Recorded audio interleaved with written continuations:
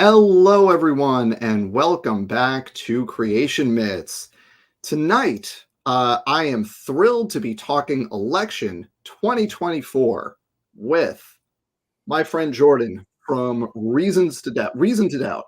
Now, before I go any further, things look and sound good on YouTube, but as always, folks, I have the chat open, so let me know if there's any audio or visual issues, and I'll see it and I can deal with it. So, also before I go any further, let me just tell you that Jordan is co-host of a great channel, Reason to Doubt. That is linked down below. You should all click on it and subscribe. Your recent video on engineers was awesome. And also, folks, if you have any passing curiosity at all about the Shroud of Turin and want to see how far down that rabbit hole goes, Jordan is your guy.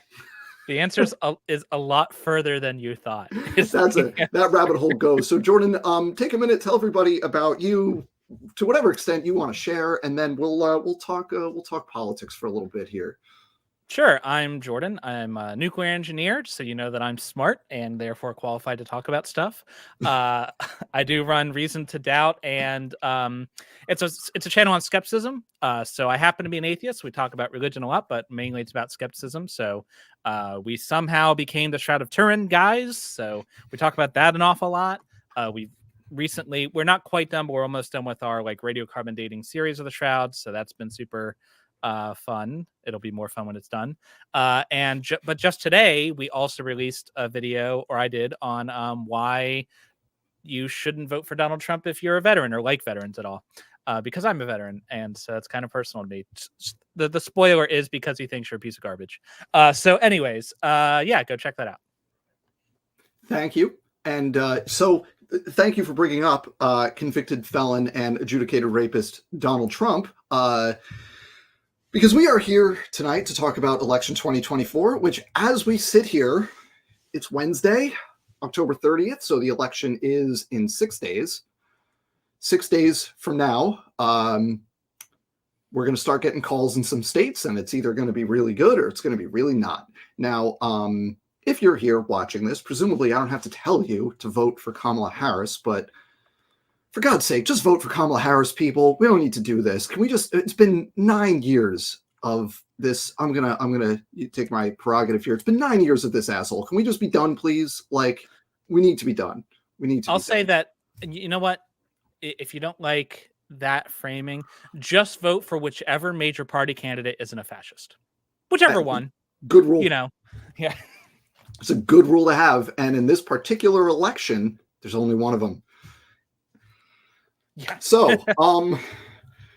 so Jordan, we, one of the things we do when we're not making things on YouTube is we chat about politics. So how are you feeling, my friend, 6 days out from what is once again the most important election of our lifetime? I feel decent. I feel okay. I actually feel kind of calm. Because of the events recently, which I'm sure we'll get into, because of the Nazi rally that was in Madison Square Gardens recently. If a campaign can do that, just go full mask off fascist right at the finish line, and basically who are all the minorities to support me? Let me punch each and every one of you in the face. Yeah. If they could do that and still win, then there's never any hope. That was it. So hey. I've come around to that position of basically Harris has run since capital T, capital S, the switch. She has run like a heck of a campaign, and just from a technical, in terms of a technically sound political endeavor, Harris has run an exceptionally strong campaign, and you really have to think, and we're going to get into all the different things. We'll talk polls and we'll talk non-polling indicators, and you go down that list of things, and it really, executed well, right? You talk, you analogize campaigns a lot of times to sports, right? And you talk about a team just executing, right? The Harris campaign has been executing, and if Trump some freaking way wins this thing, it's not going to be because Harris screwed up or Harris made poor strategic decisions. It's because 47% of the country said, yeah, I'll vote for the fascists. That's fine with me. Like we're this is round 3 with Trump.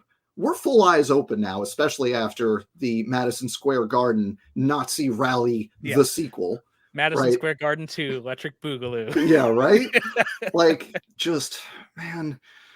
So, yeah, let's talk about why we feel the way we do. Because I was thinking just earlier, I'm feeling, that scene, one of my favorite movies is Ocean's 11. I love a good heist, right? I love a good heist that you have to watch twice to see how they actually did it, right?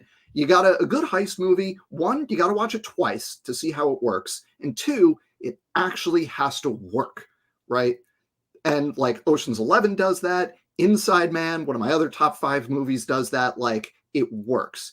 And one of my favorite teeny little scenes in Ocean's 11 is, I forget the characters' names, but they're in the middle of doing all of their heist things, and you've got that nerdy tech guy is up in the hotel room doing all the computer stuff, and Bernie Mac comes in, having just played his part, and he comes in, he sits down, and he goes, "Hey, how we doing?" And the guy's sitting there, and he goes, "Okay, like it's fine so far. We're okay. Things could still go off the rails, but it's okay right now." And that's kind of where I am. We're a week out, and if you made me pick, I would much rather be Harris than Trump right now. We're in a much better position.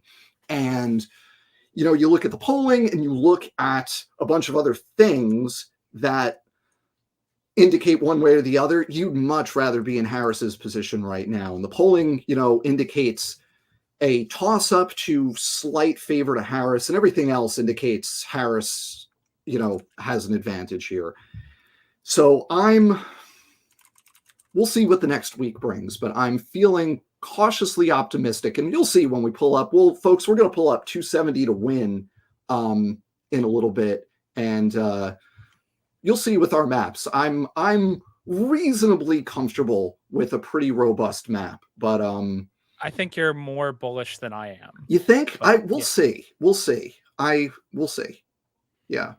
There's a couple states I really haven't even honestly decided yet. So let's talk about the polling first, because Jordan, we've actually talked about this a lot, and just like diving into the numbers and like how the numbers, honestly, folks, like I have kind of lost confidence in polling, because the numbers that we're seeing out of various states don't make sense when you put them together with each other.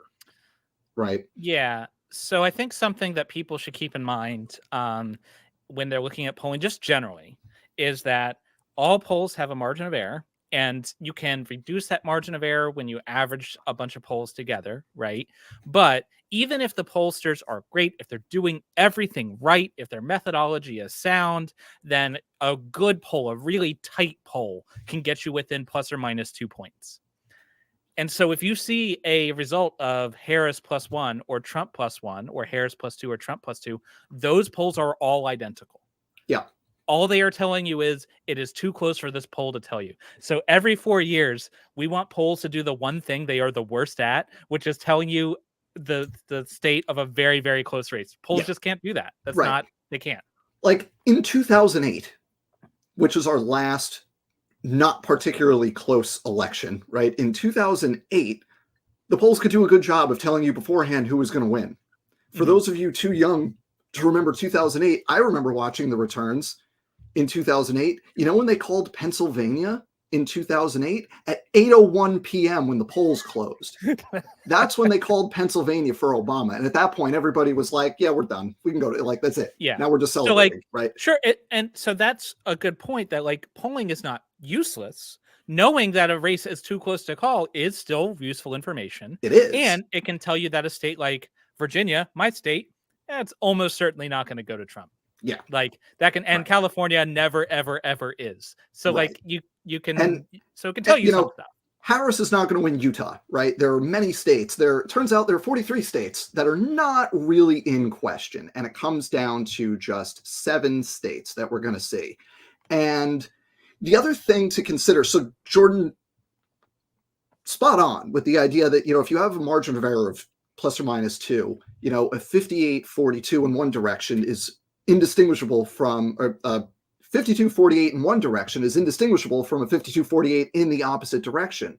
But the polls that we're looking at in the 7 relevant states aren't plus or minus 2. Those are much smaller sample sizes. You're looking at sample sizes in the hundreds rather than the thousands, or even there was a poll that came out earlier this week that was like 47,000 was the sample size. Which is like, if you know the way the statistics work, that's a little overkill. I mean, obviously the best poll would be everybody, right? But like the amount of margin you gain by going above like 10,000 is very, very small. Right.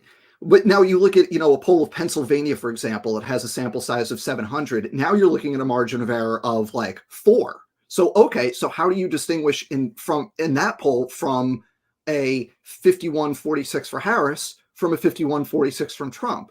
You can't. The margin of errors overlap. They're functionally indistinguishable from each other, right? And that's all assuming that the methodology that the pollsters are using in their modeling is accurate. Because what people may not appreciate with pollsters, especially now, is it's not as simple as we just cast a net and whatever fish come in, that's it.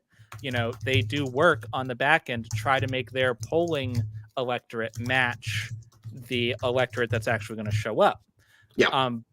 And they use the past historical data, they use voter rolls, they use a lot of things, but that means if their modeling is incorrect, that's going to have a big impact, right?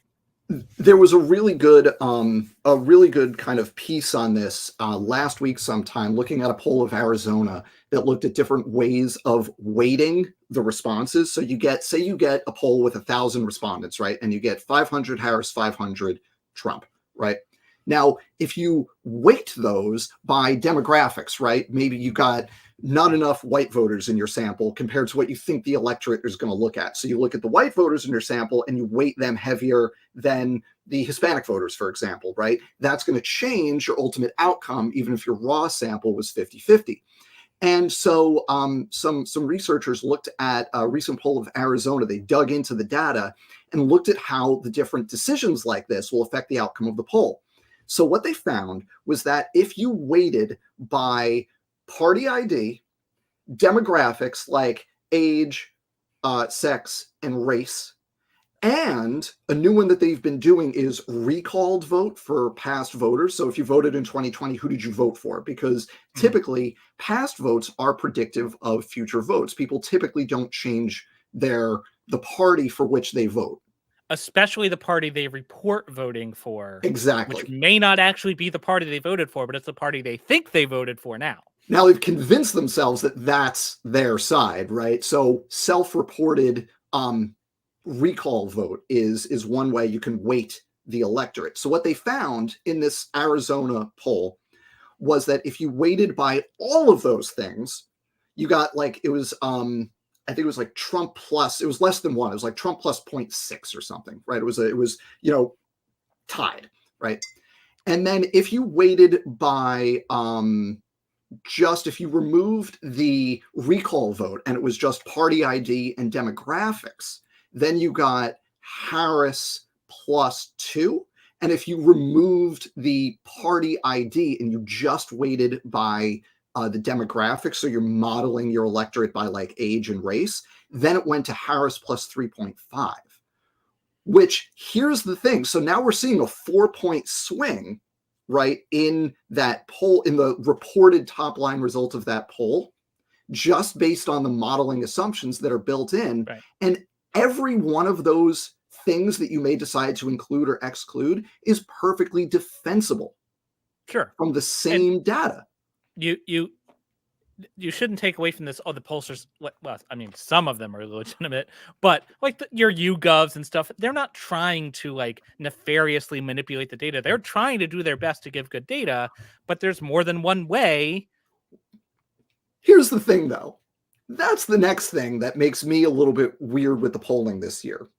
Is when you have margins of error that are plus or minus 4 in either direction, if you have a race that is actually tied, if that is the actual state of a race, you should see some results because each candidate, we're going to get a curve, a distribution, right? You're going to get that distribution. You should see if the race is actually tied, you should see some Harris plus 5s and some Trump plus 5s in the same state, just based on the margin of error of the polls. And we're not seeing that. We're seeing, like Pennsylvania is a great example where it's all Harris +1 to Trump +1, right? That is statistically exceptionally improbable, and I am skeptical that the pollsters are not doing something called herding there, which is where they're tight. It's what? They're too tight. They're tighter than you would expect from a truly random distribution. Exactly. So what you can do as a pollster, I think about it more as modeling than polling this year, given the different ways you can get different results based on these different assumptions.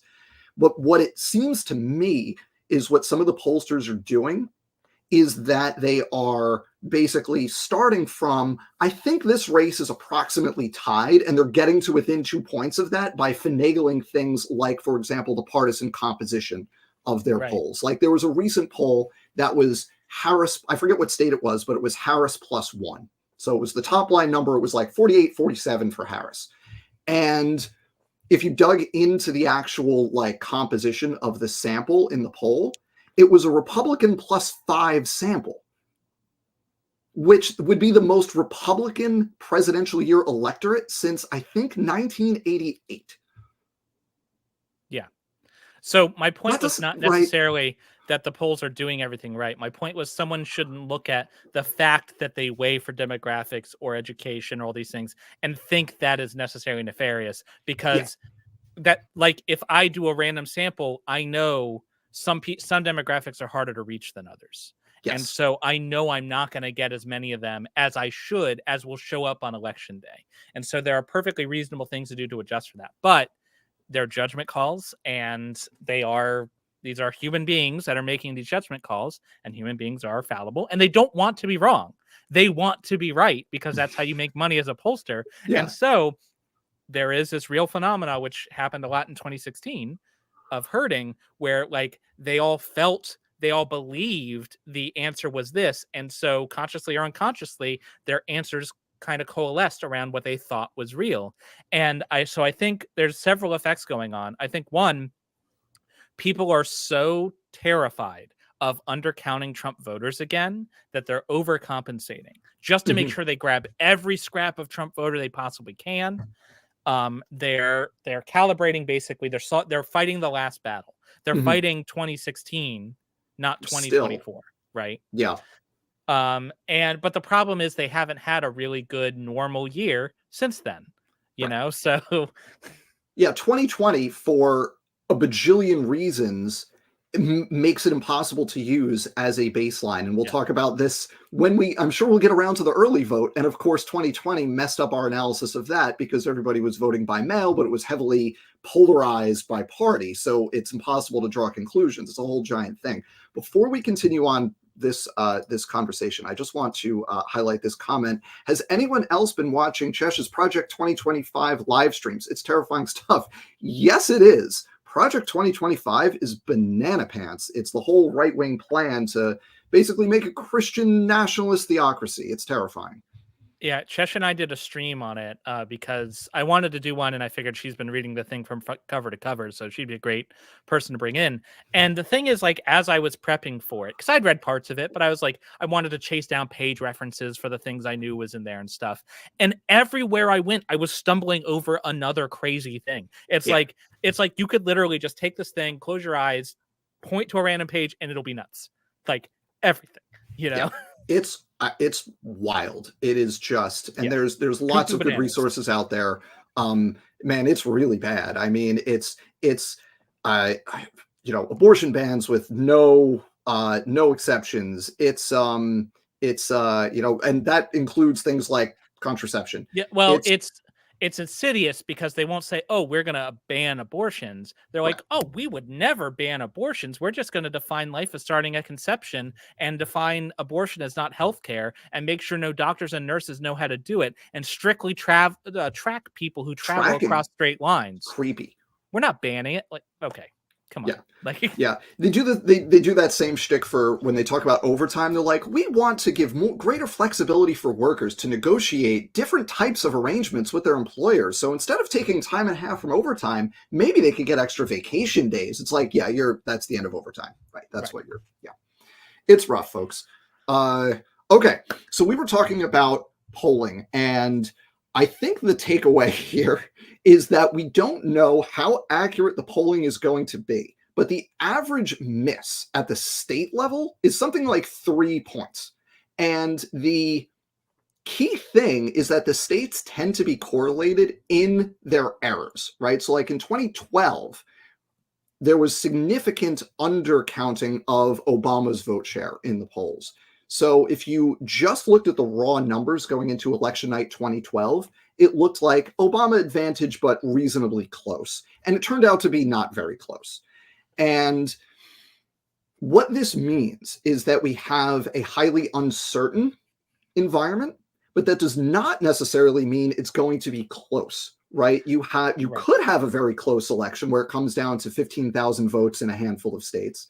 You could also have a situation where all the polls are off by 3 points in the same direction, and either candidate runs the table across the 7 swing states. Yeah. But right. That said, I do not, because of all the things we just talked about, I do not think that those two things are equally likely for both candidates. Right. I agree. And the reason for that is like you just said, is the pollsters are working really hard to not undercount Trump. And what we're seeing is that he's hitting basically his ceiling historically, right? He has never gotten more than 48% of the national popular vote. He's never gotten more than 48% in his 2 elections. And across the polling, even in the swing states, he rarely clears 48%. More likely you're going to get like 47, 48, 48, 48, 49, 48. You're going to get stuff like that, where when Trump is up, it's below 50, but he's up by a point or two. And so it's likely that his share of the electorate is being accurately accounted for. And the question is Harris going to hit 46, or is it going to be 50, or is it going to be 52? Right. And that's what's going to determine the outcome. So I think they're overestimating Trump's support, or at best accurately estimating at best. I think there's a good chance. I mean, he's a turnout machine across 2 elections, so I think there's a good chance he hits close to 48% nationally, which is approximately what you would think his ceiling is.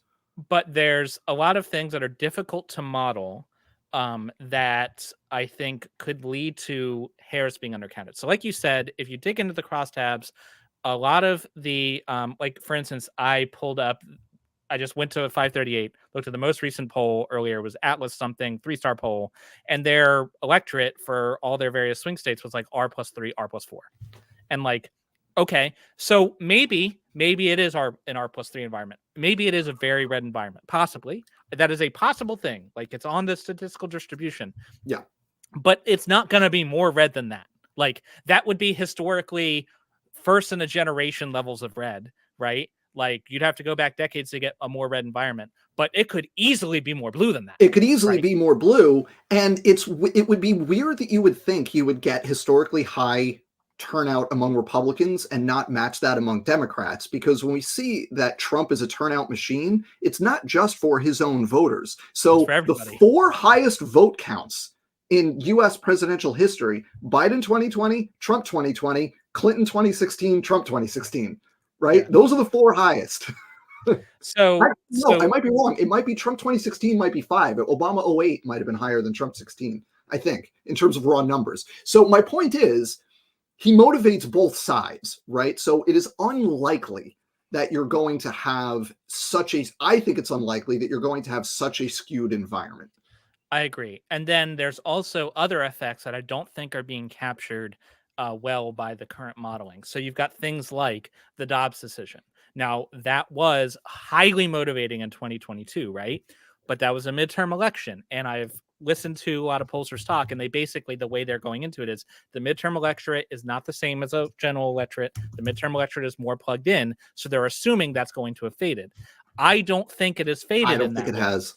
And so, like, while it is true, those things that they're saying are true statements, I think that abortion and the Dobbs decision specifically penetrate much, much deeper and in a more lasting way than other midterm issues. And so I think that is going to drive a lot more engagement of young, particularly women voters. Both of those demographics tend to vote blue. So that would lead to a bluer environment than you would expect. You've also got the fact that Trump is a historically unpopular candidate. has a negative favorability, and his vice president is just as unfavorable. It's And then worse. you've got Harris is the opposite. Harris has a net positive favorability, and Walz is super popular. Everyone Walz loves is that guy. unthinkable. How are you at like a Right. net +8 in Right. 2024? That's unthinkable levels of popularity in this polarized environment. But Walz hit it And somehow. Yeah. so those are things that are not going to be easily captured, right, by the Yeah. polls. And then on top of that, you've got things that the polls won't even try to capture, which is like how effective is the get out the vote campaign going to be? And that comes down to how well funded your campaign is and how effective it is at organizing, right? How targeted are your campaigns? And so basically, if you look at all of these effects, if you just look at the top line number of the polls and look no deeper, then it's about a toss up. Trump maybe, Harris maybe 50-50, right? If you look at literally anything else, then Harris is in the lead. And not just in the lead. If you look at literally anything else, it's indicating that it's not particularly close, and Harris is in the lead. So I think that what you're seeing in the polls is this is as good as it gets for Trump, and that's a toss up. And I don't want to He won one of underplay. those one time, right? He's 1-1 when that's the case. Right. You know? You could, and I'm not saying that is an impossible situation. You know, let's just say we had a crystal ball and we could tell the odds and it was 20% odds.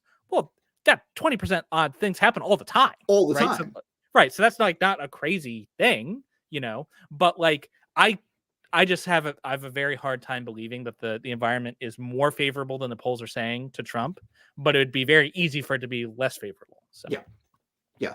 And just to kind of dive into some of that stuff that you're talking about here. So the get out the vote effort, Harris is running the most data driven, the most micro targeted, and like the largest on the ground get out the vote effort in any presidential election ever. I mean, it's bigger than Obama in 2008, which was like, you know, the campaign that all campaigns aspire to.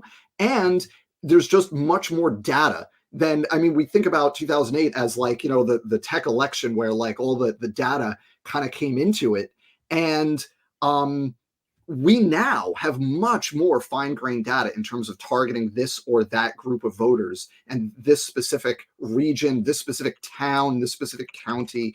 And Harris is, you know, hitting that to a T when we talk about like, you know, executing, right? Meanwhile, the Trump campaign and the RNC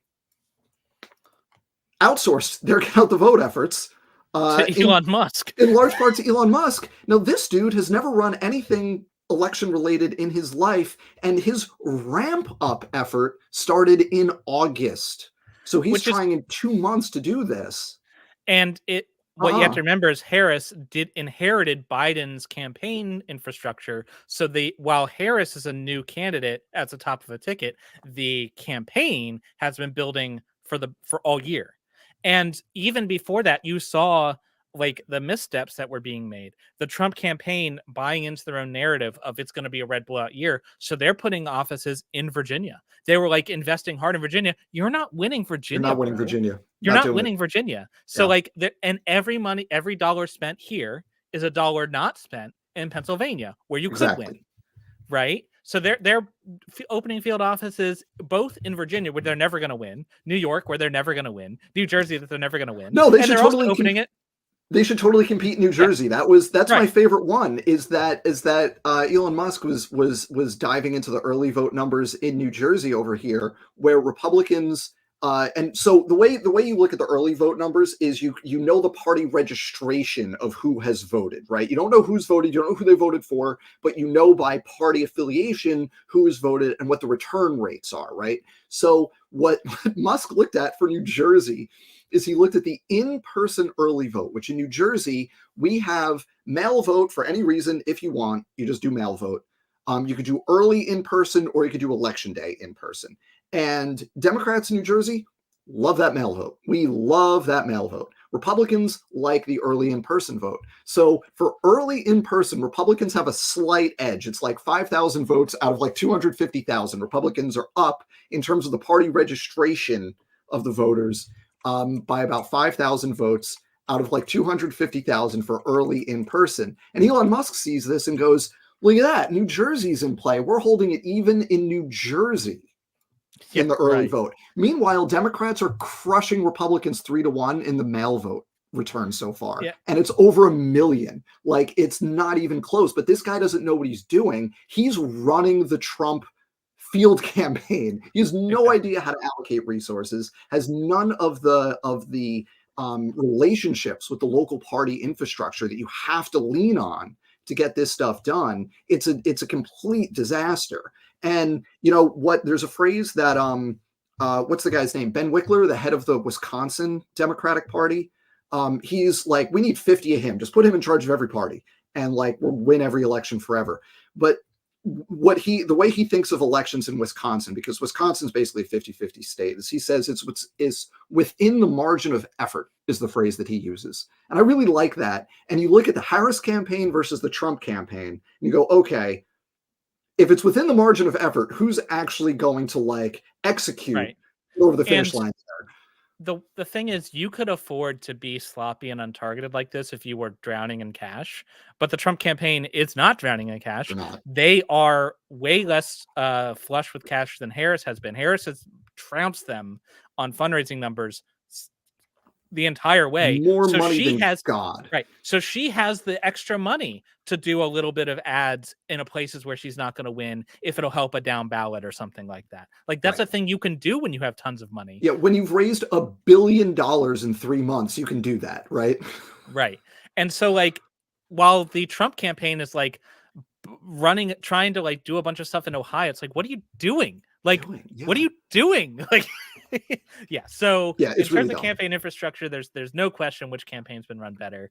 And then you've also got things, I don't know if you want to get into this now, but the Madison Square Gardens thing, which is just like Let's hold that for you know what? Let's do the Madison Square Garden thing, because one thing with the campaigns is you have to have a closing message, right? Like, what is the lasting impression in the final week that your voters who are undecided, and right now, depending on the poll, there are some polls that are saying most people have made up their minds, are like 4% who plan to vote who haven't decided yet, and other polls have that number at like 8%, right? and Plan to those vote, people haven't decided. somehow, and I cannot fathom what this person is like. It is bizarre to me, but somehow not only are they undecided, these if they are undecided, they tend to decide late. Yeah. Like sometimes as they're walking into In the the polling. line. Yeah. Right. So this closing argument is a really important thing, because it's what is the impression of each candidate and each campaign in the mind of that undecided voter as they go to vote, as they make that decision. So Harris did her kind of closing argument set piece speech yesterday she gave this big speech at the Ellipse outside the White House. She had an overflow crowd on the National Mall, 75,000 people, which, like, for context, those are Obama numbers, right? You put 75,000 people on the mall, that's Obama numbers like this. Yeah. And that speech crushed it. She hit the marks. She's talking about how she's going to be everybody's president. She had a line where she said, like, Donald Trump wants to put his opponents in jail. I want mine to have a seat at the table. Like, she is in it to win it. Okay, she is like hitting all the marks to vacuum up every last gettable voter out there, right? And like, if that speech, and they've already like cut out like 10-15 second bits of that speech and put it in ads all over the place, like they're doing it. If like that's her closing argument. Jordan, what was the Trump campaign's closing argument? It was, hey guys, have you heard that fascism is really cool?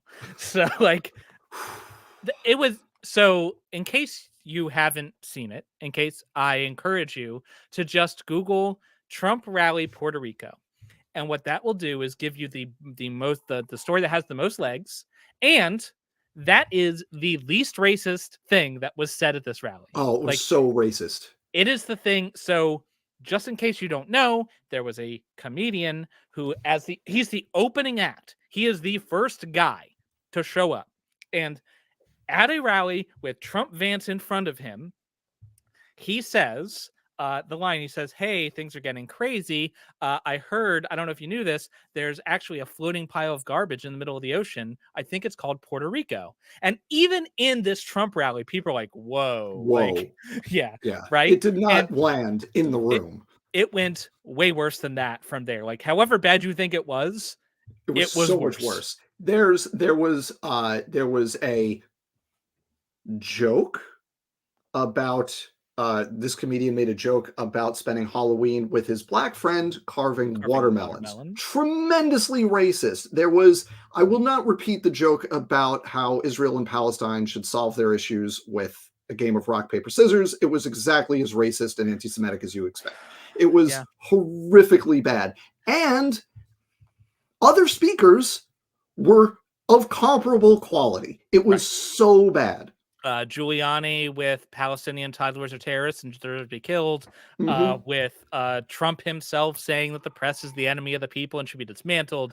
With Tucker Carlson. Here's a thing you should do, folks: is find Tucker Carlson's speech from that, and all the little bits are pretty short. Find a bit of Tucker Carlson, and here's the thing you should do: watch it with the sound off, because folks, do you know the expression in a sports context of watching tape, right? You prep for a game by watching previous yes, games that your opponent has played, right? And you know what to prepare for.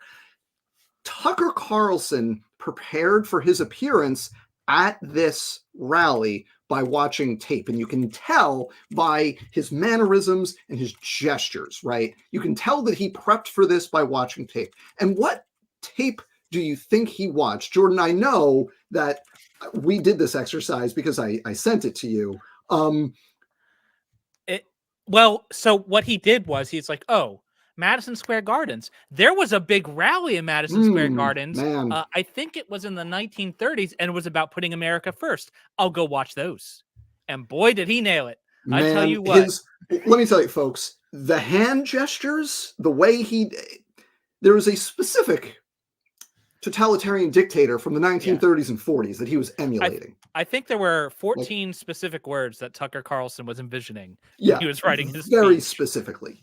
Yeah, Very specific. Like it was uncanny. It was uncanny. If you watched it with the sound off, you're like, wow. It was yeah. wild. So Yeah. apparently, some people in the chat had not seen it before and are hearing about this for the first time. I cannot I do not have the words to describe to you how I insane this is. Like, no, however bad you think it is from us describing it to you, it's worse. I no, our you have to see it. It is just I mean, we've bananas. Jordan, as we've alluded to slash joked about for several years since a fateful appearance on the Apologetics live show when the host realized this in real time. We're actually friends. We don't just hang out on YouTube every so often. We're actually friends, and we talk often. And us and several other friends, as this event was happening, were completely losing our minds, chatting Right. with each other about this, about how just flagrantly mask off racist, sexist, homophobic, xenophobic, anti-Semitic. It was unbelievable. Yeah. It is the most overtly racist thing that has been done in American politics since Henry Wallace ran for president. Like, that is the standard, because that was 72. And then since then, it's all been dog whistles and wink, wink, nudge, nudge. Right. And like, Trump got rid of all that stuff. And now we're just blowing straight past plausible Yeah. deniability into like, it's literally it's the drill tweet of like, I turn the racism dial as I look at the audience. It's that tweet. It was just that. I can't believe it. Yeah. So So anyway, the yeah. fallout from this event that people are running with is that Puerto Rico joke, because Trump, in his his little lizard brain, he can't ever apologize for anything, and he can't ever admit that his campaign did anything wrong. So what we subsequently learned over the next 24 hours was that his campaign vetted all of the speakers and all of the speeches, and in fact removed an even more offensive joke from that guy's routine before feeding all his stuff into the teleprompter. which means they knew the whole rest of it. So they greenlit everything, right? And then, so Trump, doubles down, says this was, it was what did he call it? Something about it. He said it was a love fest, and I was honored to be a part of it. And so now you've got this somehow this thing got traction. Trump is, Teflon Don, right? No. Well, this thing stuck, and it got traction. It stuck for two reasons. One, it wasn't Trump who said it. That was one. It was Trump who approved it, Trump's campaign, so it is tied to him, but it is not him. Oh, right? I need to make it correct. Jordan, I apologize. It wasn't George. I meant George Wallace, not Henry Wallace. I apologize. Thank you, RJ. I apologize for my historical error there. There you go. It was George Wallace was the segregation presidential candidate. There you go. Sorry about that, folks. The second thing is that it was about Puerto Rico. And so there's a lot of very big Puerto Rican names that are tied in to the broader culture, but specifically to Puerto Rican culture, right? Names like Bad Bunny, names like Jennifer Lopez, names like Ricky Martin, names like that, who caught it, were pissed, and blasted it to their followers. So what it did was millions. Usually these things take a little while to trickle down to the normies. This bypassed that whole thing, went straight to the people who don't pay attention to politics, right? Yeah. It went straight to them and blasted through their group. And Trump did, because he's incapable of admitting he was wrong, Trump did not apologize, and now it's too late. Like, no matter what he does, it's the damage is done. And there is not enough time for the spin. The spin will obviously work on the MAGA diehards, right? But there's not enough time for it to hit there. Not only that, because it's Puerto Rico, not Mexico, not Guatemala, not any other more brown Spanish-speaking group, but because it's Puerto Rico, who are seen as like, they're like the model minority sort of thing because they are American citizens. And so there's the sentiment in some of these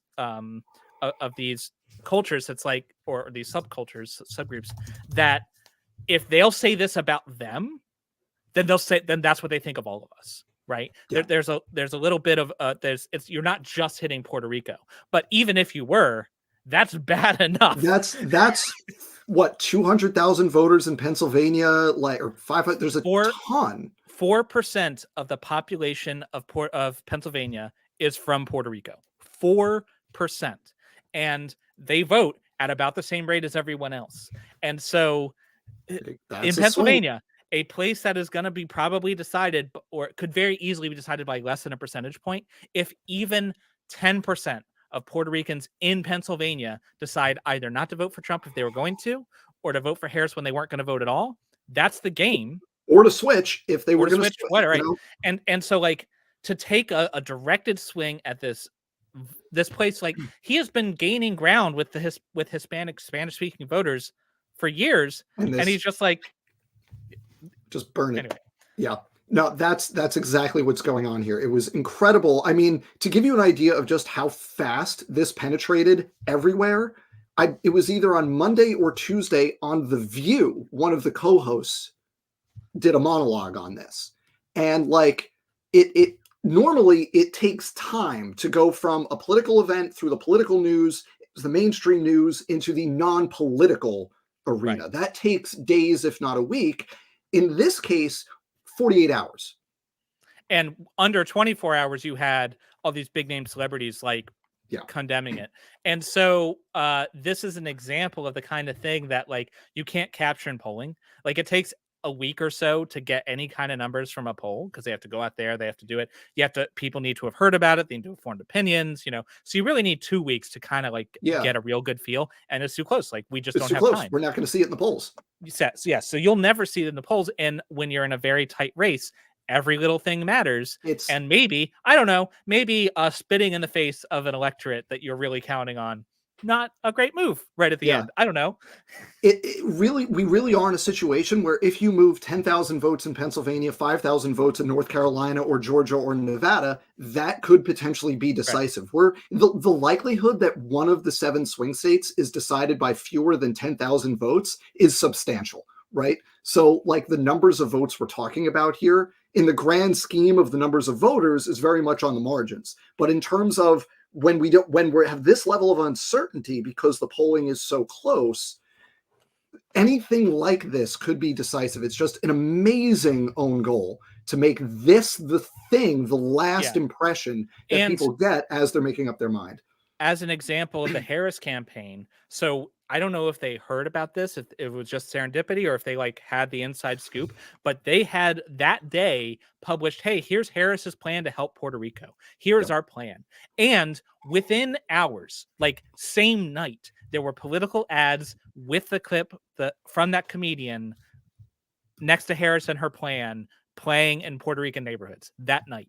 Yeah. Like, you know, because they're so I want to, Jordan, I want to make sure that we get to futzing around with 270 to win, but there's a couple more things I want to talk about first. So I want to talk early vote, and I want to talk vibes. And then we can start playing around with our maps, and I can try to sell you on North Carolina. And that's a hard sell. Well, we're gonna talk about it. Okay, so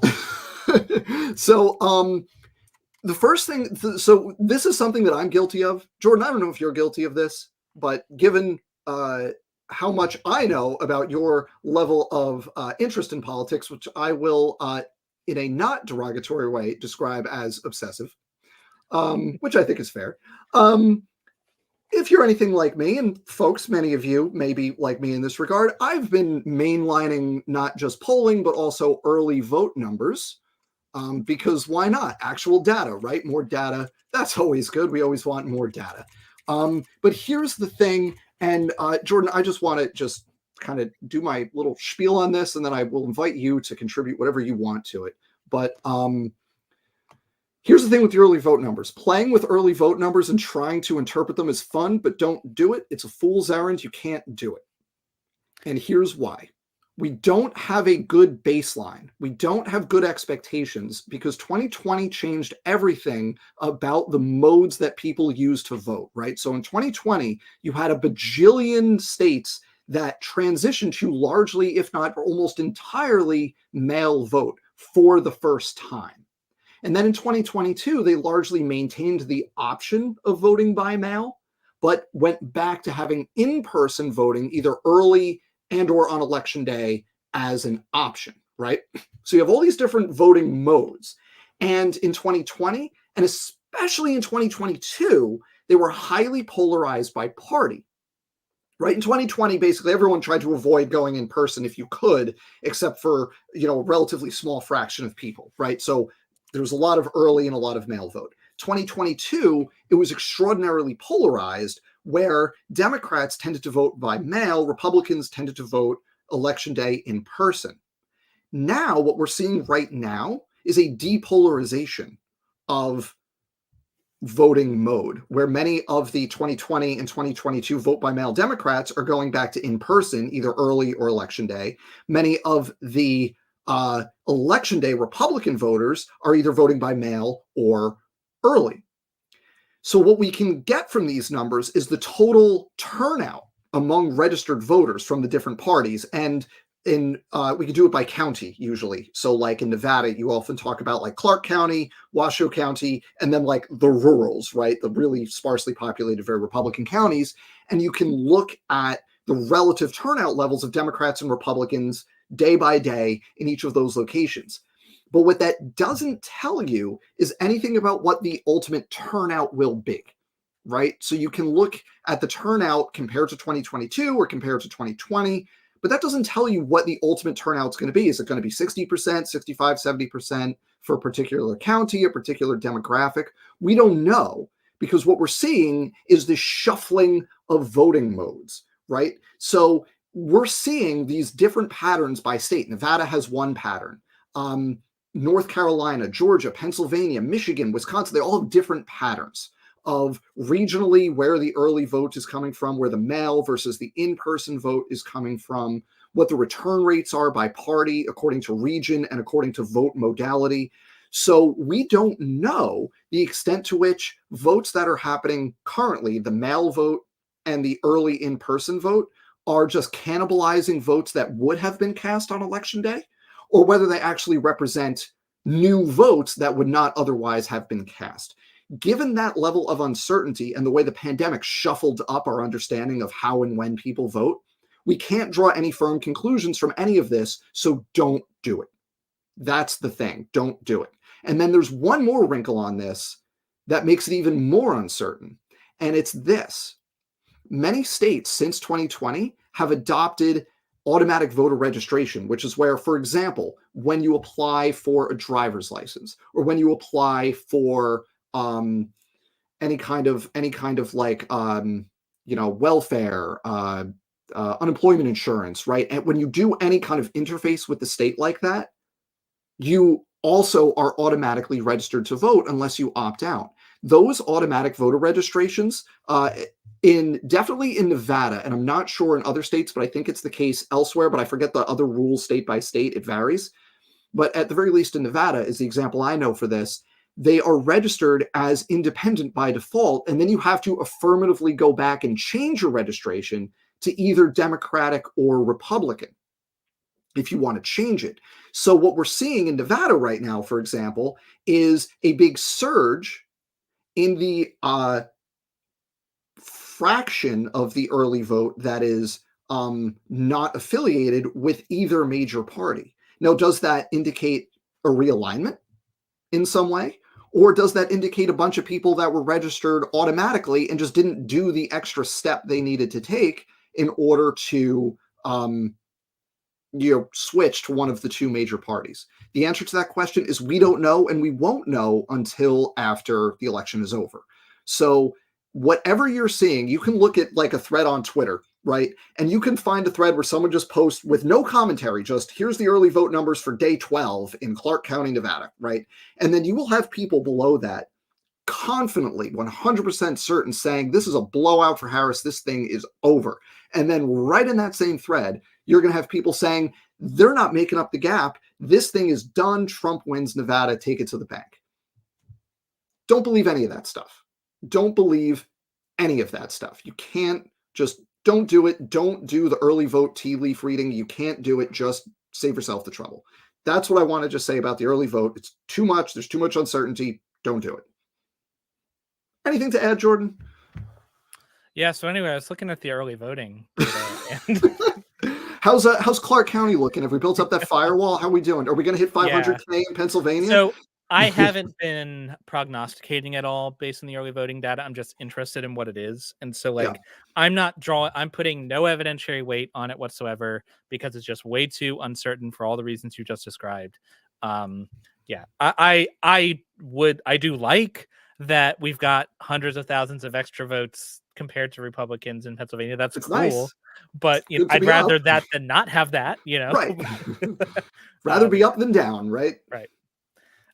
In general, folks, you do want to see people voting early rather than day of, because it's a vote in the bank, right? Once someone votes early, you don't have to worry about them not voting anymore. And it means the campaign can focus their resources towards the people who have not yet voted. And it allows you to narrow your focus. Yeah. And which goes back to what we talked about earlier. The Harris campaign has the data to do that. The Trump campaign does not. Right. And so that's a good point. If you haven't voted and you are able to vote early, you will be helping your campaign out by voting early. Unless you're a Trump voter. Unless you're a Trump voter, in which case I want you to vote on Election Day, which is Wednesday, November 6th, if you're a Trump voter. If you're a Trump voter, then I'm going to suspect you don't believe that the 2020 election was illegitimate, right? And what kind of votes are the most illegitimate votes? Early votes. So if you want your vote to actually be counted, Trump supporters, make sure you go on Election Day, which is next Wednesday. Make sure you do that. All the rest of us, we're going to vote early because we're cheating Democrats. But stuff in those ballot boxes. Yep. Yeah. So, okay. That's the early vote. Don't read the tea leaves on the early vote, folks. It's fool's errand. Yeah, it's not going to stop me from trying to do it, but I'm mad at myself every time I do it. So let's talk vibes. Jordan, have you been looking at any of the footage from the rallies from these two campaigns? Yeah, the vibes. Like, if this was a vibes campaign, I think that Harris would have it in the bag. There's definitely a huge difference in energy between the two. If you look at the energy of the candidate, the energy of the crowd, how big the crowd sizes are, right. Yeah. Best joke of that was the dude's got comic chops. Let's just appreciate the dude's got timing. Yeah. him and Walls both, like, Wall's great. uh, I do want to just point this comment out here. Clark County firewall, is that a joke about? No. So here's the thing. So there have been a bunch of arson attempts of ballot boxes, which is ballot drop boxes where people drop their early votes. Republicans are committing arson because they know they're going to lose. And this has been happening in Nevada, Arizona, Washington for some reason. There's a competitive congressional race, I think is what's going on there. But no, what we talk about with the Clark County firewall is traditionally what happens in Nevada is so Clark County is Vegas, and that's where most of the votes in the state are, right? Most of Nevada is like it's Vegas, it's Reno, and then it's the rurals. It's everybody else. And there's like nobody there. But the rurals are like super Republican, and they historically, not the case this year, have voted on election day with very high turnout. So what we talk about with a Clark County firewall is Democrats vote early in Clark County, and just by the party registration of the votes that come in, you build up a surplus where it's Democratic votes. We know we're at this level. Republicans are down here. And then on election day, it's can they claw back? So it's all about the size of that firewall. Now, this year, that's not the case. The rurals are already voting at very high levels. You've got some rural counties in Nevada who are already, with a week to the election, at like 50+% turnout. So like they're almost tapped out, right? In terms of, if you figure 60 to 70% turnout, they've mostly already voted. Whereas Clark County has not mostly already voted yet. So now you've got the inverse dynamic, which again is why we shouldn't spend time reading into this, because we don't know what that ultimate dynamic is going to be. But that's what that phrase Clark County firewall means. That's what that is. Side note, if you voted by mail, maybe check on the status of your ballot just in case, Check on the status of your ballot if you voted by mail in Arizona, Nevada, or Washington. Those are the 3 states I know of that have had ballot box arsons. Oh, and there was one in Oregon too. I went to my registrar's office and put my little thing in the machine. So there you go. Good. Nice. But yeah, so can we go play with the map now? I think we've done all our caveats. I just want to say about vibes. I just want to just with vibes again, you nailed it. You look at these rallies. I mean, Harris is getting Obama numbers at these rallies. The enthusiasm, it's washed up Hulk Hogan versus Beyonce, right? Like, right. Yeah. If Beyonce is here, right? It's incredible, just the level. I mean, and the beautiful thing is you've got them as they do their barnstorming between, the swing states from city to city. Typically in these cities, there's only 1 or 2 venues that they're going to use. So you could look apples to apples at Harris versus Trump in the same venue, and Harris is filling that thing to the rafters, right? And then Trump gets there and it's like the sad sack event where the whole upper deck is empty. Like, it's just not there. You look at that kind of stuff. You look at the decisions the campaigns are making. Like, the Harris campaign is behaving like a campaign that is winning. The Trump campaign feels like and is behaving like a campaign that is losing. So I don't want to go into this now, but if we have time at the end, I want to give you, I'm a skeptic. I am very skeptical of conspiracy theories. I have a conspiracy theory that I think explains all of this. But I don't want to get into it now. Is it Mike Rothschild's conspiracy theory? I don't know his conspiracy theory, but okay. We'll don't let me forget. We'll do that if we remember. We'll do it at the end. Chat. Don't let us forget. Don't let us forget. I want to hear Jordan's conspiracy theory at the end here. Okay. So I think the time has come, folks. Are we ready? Yeah. Let's go. Let's pull up the map. Let's do it. So here we are. Now, thank goodness we in the United States, Jordan, have this wonderful thing called the Electoral College. Because if not for the Electoral College, most states wouldn't matter. Well, here's the thing. In the Electoral College, most states don't matter, as it turns out. Turns out, God, Jordan, wouldn't it be terrible if we went to a national popular vote and all those rural states in the plains and mountains that are sparsely populated got ignored because... Well, see, here's the thing, though. I don't think they would, because if you're in a national popular vote and you run up the vote somewhere you're popular, that helps. That actually matters. Like getting Florida winning 51% versus 80%. That's huge. Yeah, right. And that works. That matters. you're as a Democrat in a national popular vote situation, you're going to go to Cheyenne, you're going to go to Bozeman, you're going to go to Boise to run up the score in those cities, just like you Right. do in Philly and in Pittsburgh and in Right. Milwaukee, right? You're going to have that dynamic in, like, you could take Pennsylvania as a microcosm where you've got Harris. She has to run up the score, like, to win. The way a Democrat wins Pennsylvania is you run up the score in Philadelphia, in Pittsburgh, in Harrisburg. You keep it close and take an advantage in, like, the suburban ring counties for each city, and you just shave a few points. Instead of losing the real rural counties, instead of losing 75-25, you lose 70-30, right?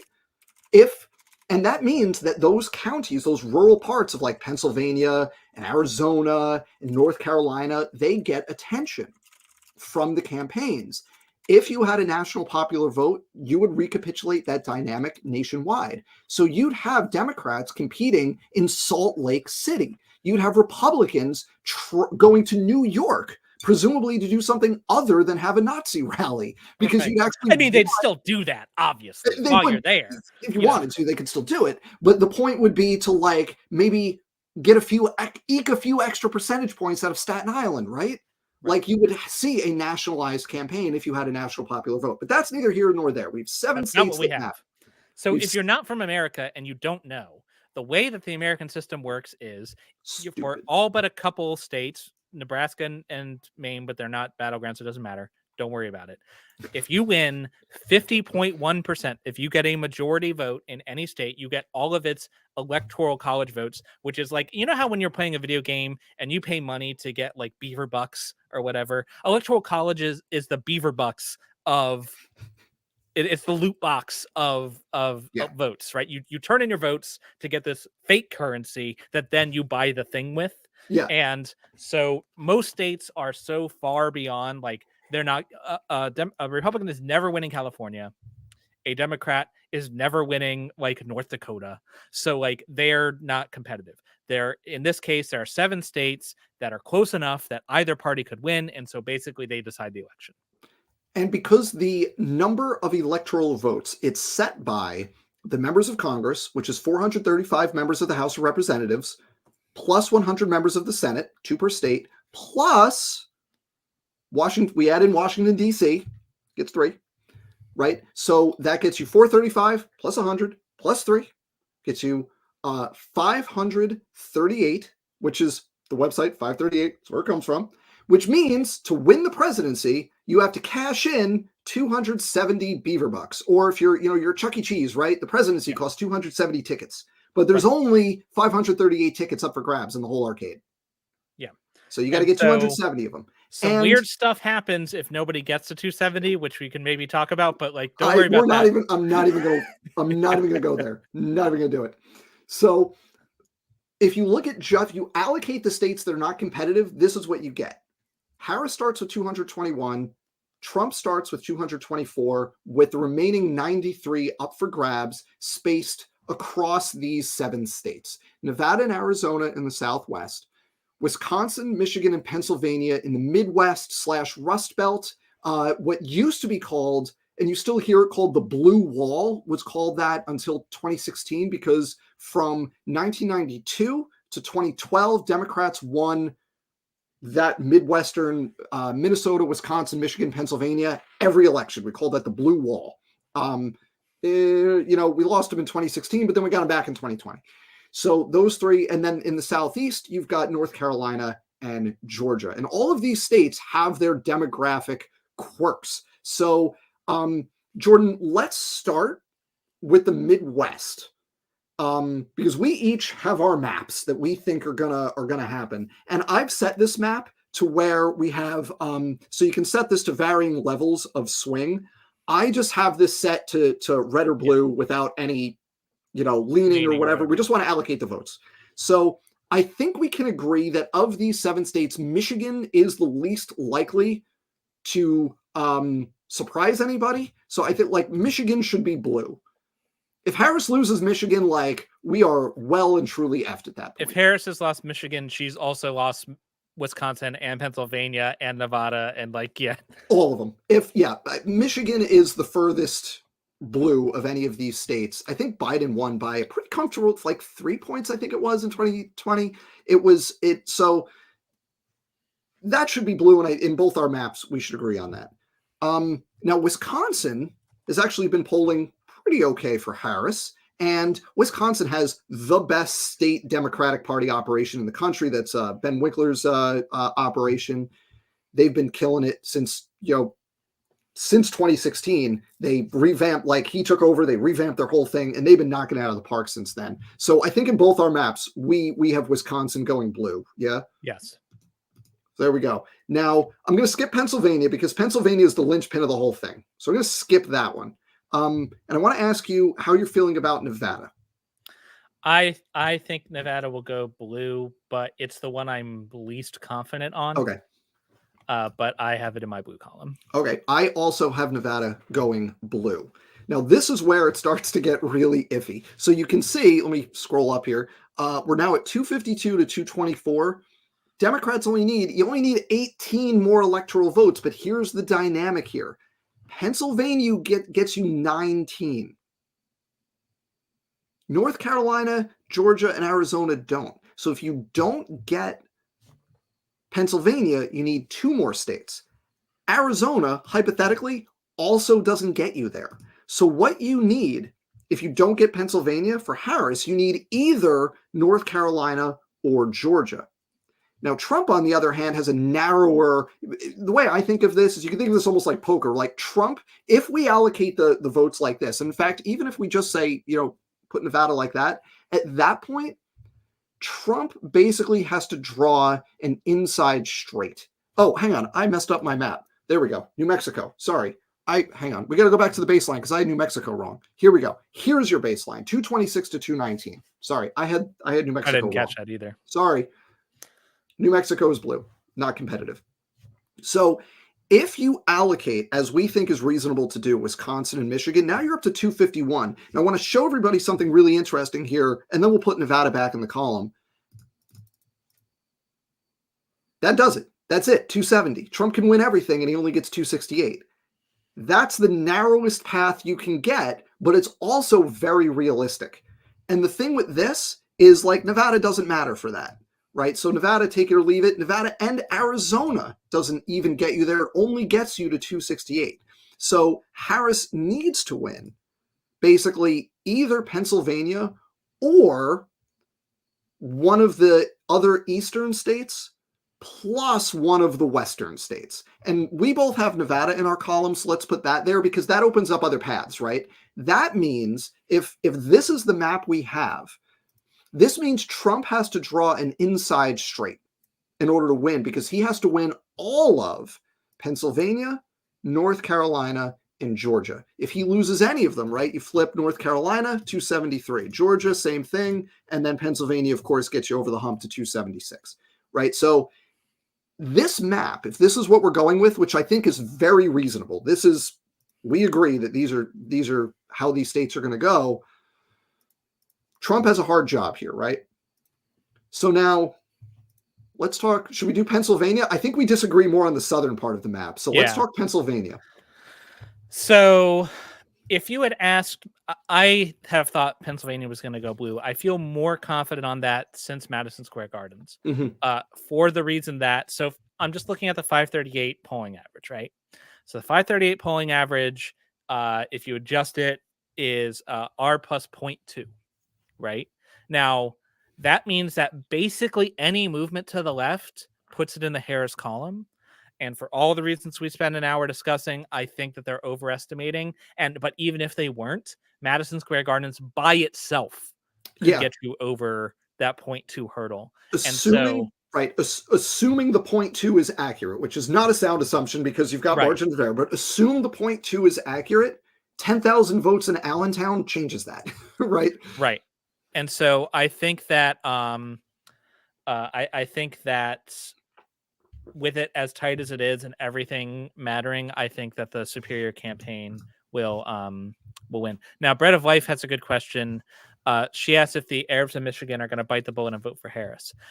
So I'm not the one you asked, but I'm going to answer anyway. I think that the Arab vote will largely break for Trump, but I don't know because with Michigan is the most blue of the blue wall. Yeah, I don't know that will be enough. I wouldn't be I surprised don't if it think it was will matter. closer than historically, but I don't think that'll be enough to pull it over the thing for Trump. Because like here's the thing, while there are more higher concentration of Arab Americans in Michigan, there's still not a large populace, and while more of them than average are going for Trump again to vote against Harris, that doesn't mean they all are. Mhm. And so unlike Pennsylvania, where you're talking razor thin margins, like you're within fractions of a percentage point, the according to the polling, which again we think is too far R for this environment, Mhm. Harris has a 1 to 2 point 1 to 2, lead yeah. in Michigan, so that's a lot of And ground I for them think it's going to to be cover. and I think it's going to be more than that for the reasons we've talked about. Right. I think you made a very strong case that the polls are accurately representing Trump vote share and somewhere between potentially and very likely underestimating Harris share. So So I think to answer your question, I think largely no, but I don't think it'll matter. yeah. Okay, so I have in my map right now, 6 days out, I have Arizona going red, but not a lot of confidence in that. How do you feel about Arizona? What do you I feeling think there? Arizona's red. In fact, I feel There you more go. confident about Arizona being red than I do about Georgia and North Carolina. Okay. So just to be Because so let's fill those. So this is your map then. You've got 276, 262. yeah, This is that's my map. I I think this is this may be like the modal map. If you were to do this election 1,000 times, this may be the map that you get most frequently. I think this is a very like based on all the stuff we've talked about. I think this is an extraordinarily defensible map. And I'm a good Bayesian, so I'm gonna play the odds every Hey time. man, that's how you do it. I think this map, folks. I think Jordan is making a really strong bet on this map, and I think he's wrong. And I'm gonna sell you. So I'm gonna flip Georgia. I'm on the fence with Georgia, and I was saying before we went on air tonight, I was telling Jordan that I as of the beginning of this stream, I hadn't decided how I'm going to allocate Georgia, but I think at the very least, I think Harris gets 292. I think North Carolina flips blue for the first time since 2008, and the reasons for that are several. So first, all the stuff we've talked about, let's just put it under the umbrella of vibes, right? Like, man, the vibes are immaculate right now in terms of just like the on the ground. Like Trump gave a thing. He had an event in North Carolina like yesterday or the day before, and that thing was anemic. That arena was pitiful. It was like the floor and like a little bit of the first section. It didn't even get into the mezzanine. It was terrible. And like so that like it's just not like you looked in 2016, that wasn't the case. You looked in 2020, that dude was packing houses. I think partially out of the rebelliousness of like, yeah, it's the pandemic, we're going to do in-person stuff. That is not the case now. People just aren't having it, right? They're just not there for the Trump Act round 3. And that matters at the end of the day. That matters for not just how people are feeling, that matters for motivating people, but also matters for volunteers, phone calls, knocking doors. The people that go to the rallies, they're the diehards, right? They're the people, the people that wait in line for 5 hours are the same people that are knocking doors and making phone calls. If you don't have people showing up, you don't have people showing up to those other things as well, right? It's not that it itself matters, but it's a signifier of these other things that are going on with the campaign.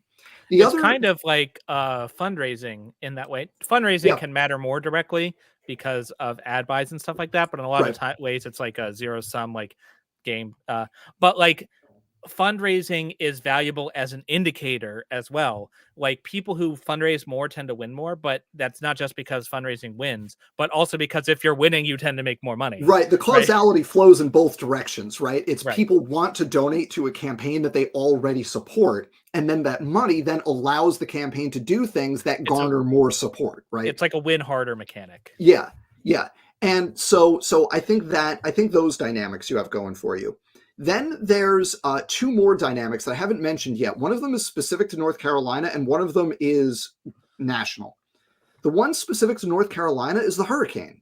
Like, we cannot rule out, like, discount the fact that there was just a severe natural disaster that affected Western North Carolina, which is extremely rural and votes with runaway margins for Trump.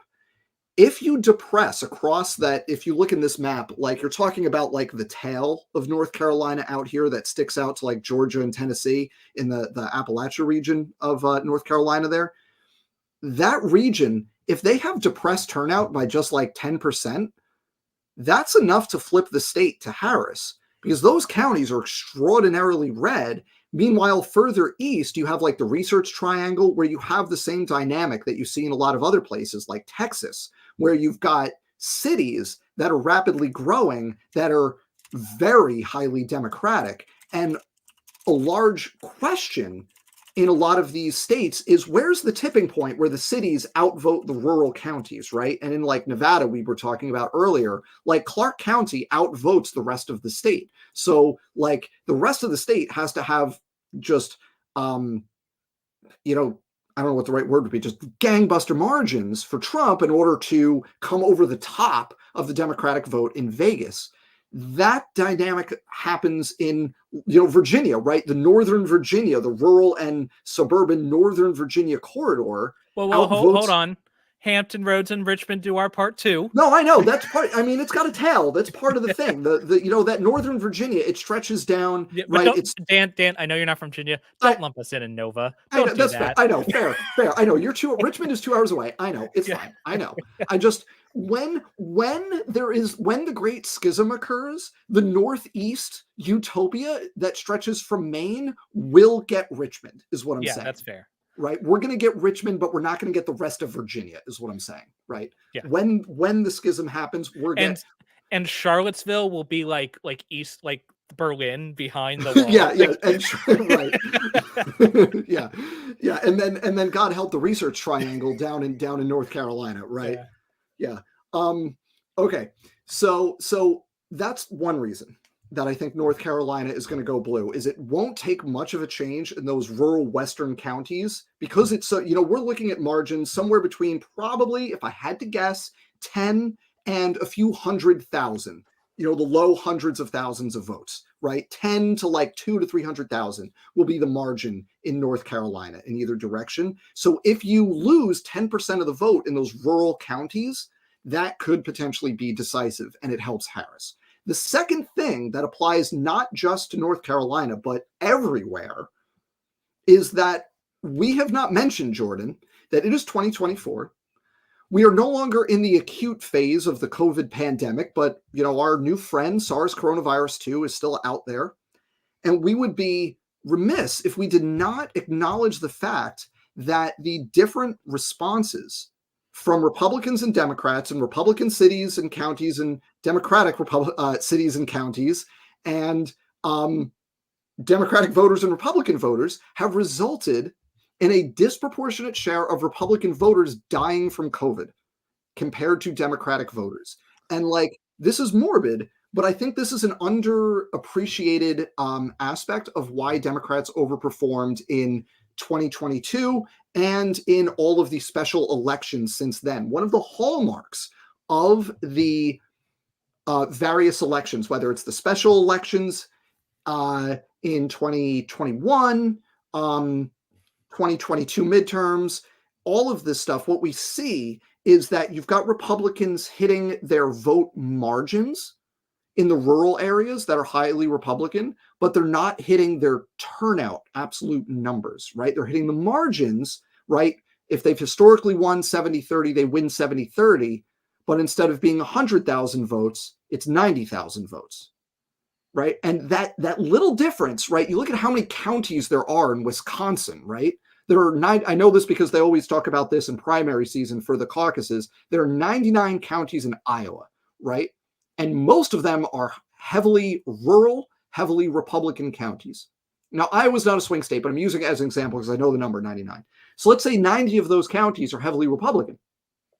If across 90 of those counties, you have 5,000 fewer Republican votes each, or 1,000, right? Let's just say it's 1,000 fewer Republican votes per county. That's 90,000 votes statewide due to the differential mortality during COVID. That stuff adds up. And I think undercounting that is something we should not do. And I think in Wisconsin, in rural Pennsylvania, in rural North Carolina, which is one of the states with the largest rural populations in the country. It's not appreciated because it's not heavily agricultural, it's Appalachian, but it's very large rural population in North Carolina. I think we need to appreciate that factor as well. And that's why I think North Carolina is going to go blue.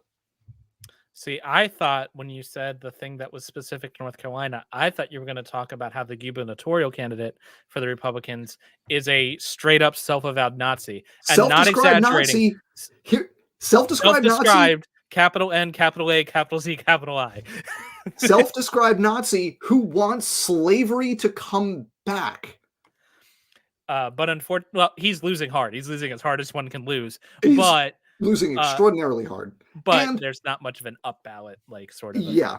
It's to the extent that you can have the opposite of coattails, North Carolina has the opposite of coattails, right? So if you have voters who are like, about Trump, a lot of times, like if there's a competitive gubernatorial race or there's a competitive Senate race, then those voters are going to go to the voting booth to vote in those down ballot races, those conservative leaning voters or Republican leaning voters to vote for the senator or the governor or whoever.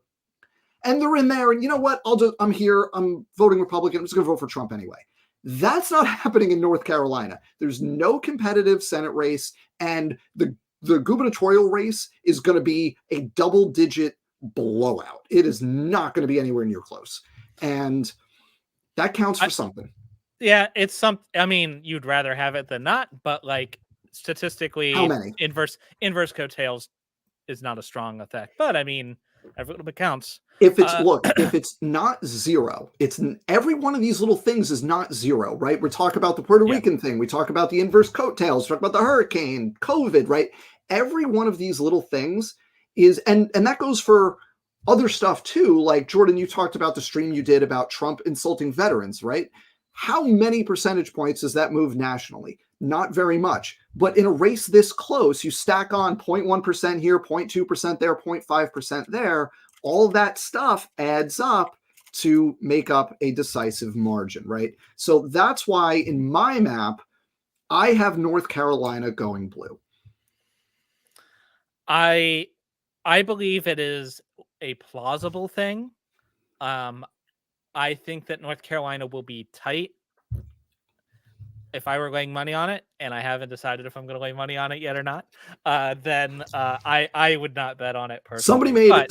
Somebody made a really good point today. I saw on Twitter. So y'all know Polymarket? Is that the new one where people are betting on the election? Yeah. So all the action is on who's going to actually win the election, and it's like 2-1 for Trump, which is ridiculous. Like, there's no way that's a defensible bet to make. But funny thing is, right now, if you want to make bank on Polymarket, vote for the popular vote because Trump currently has only a 60% chance of Harris winning the popular vote, and there was approximately a 99.9% chance Harris wins the popular vote. So, like, if you want to make some money, this is illegal in the United States. So if you're in the United States, don't do this. You're not allowed to do this. It's not legal. But if you're outside of the United States, you want to make a few, whatever your unit of currency is in your locale, put some money on Polymarket on Harris winning the popular vote, because currently it's only at 60%, which is hilariously underpriced.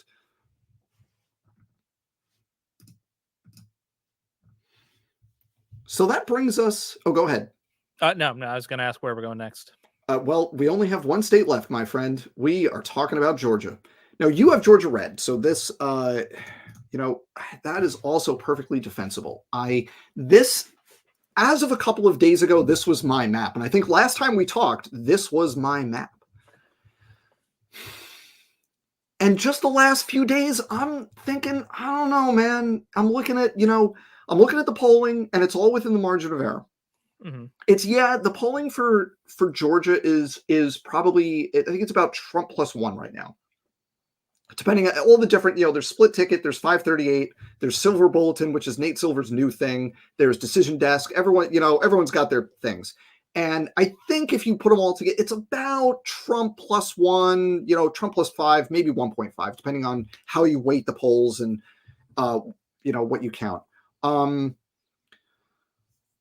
You add into that, you look at those polls and you look at like the demographic way. I know you're not supposed to, don't do what I'm saying, folks. Don't listen to me right now. Crosstabs. Because you're not supposed to do crosstab diving. Don't abandon all crosstab hope, dive. ye who enter here. Yeah, right. Don't do it. But sample sizes? What are sample sizes? Yeah, but like for real, you can't have, Jordan, it doesn't make sense to have an electorate that is R+3 in a presidential year. That doesn't make any sense. That doesn't make any sense. The midterms in 2022, where Democrats overperformed, was an R+1 year. Yeah. It doesn't make any sense. I agree, but I'm not sure. So with if it's R+2 in the polls, I don't think that's reality. I think that you're closer to R.5. But yeah, that's fair. Now you get into though.